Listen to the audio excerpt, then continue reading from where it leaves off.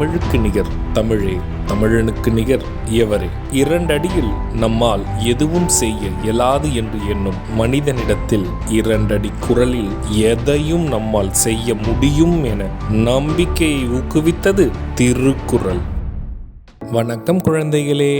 வணக்கம் பகலவன் ஐயா. இன்னைக்கான குறளை நம்ம பார்ப்போமா? ஓ, பார்க்கலாமே. சரி, பாடத்துக்குள்ள போலாம்.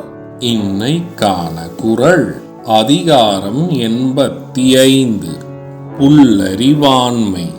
குறள் எண் 850.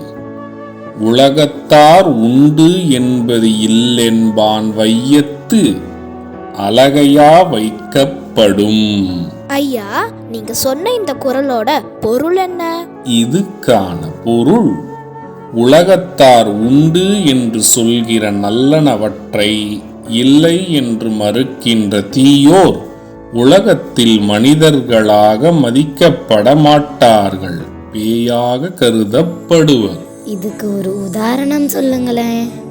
இதுக்கான உதாரணம், இவ்வுலகில் நிஜத்தில் நடக்கக்கூடிய நற்செயல்களை நம்பாமல் ஏற்க மறுக்கும் அறிவற்றவர்களை மனிதர்களாக ஏற்றுக்கொள்ள மாட்டார்கள், உலகில் வாழும் அறிவு உள்ள மனிதர்கள். நான் சொன்னது உங்களுக்கு புரிஞ்சுதா தீரன், இலக்கியா? நல்லா புரிஞ்சுது ஐயா. இனி இந்த குறள் எங்களுக்கு மறக்கவே மறக்காது. சரி பசங்களா, நாளைக்கும் இதே மாதிரி சுவாரஸ்யமான குறளை பார்ப்போம். நீங்க வீட்டுக்கு போன உடனே என்ன பண்ணணும்? இன்னைக்கு நாங்க படிச்ச குறளை அப்பா அம்மா கிட்ட சொல்லி காட்டுவோம்.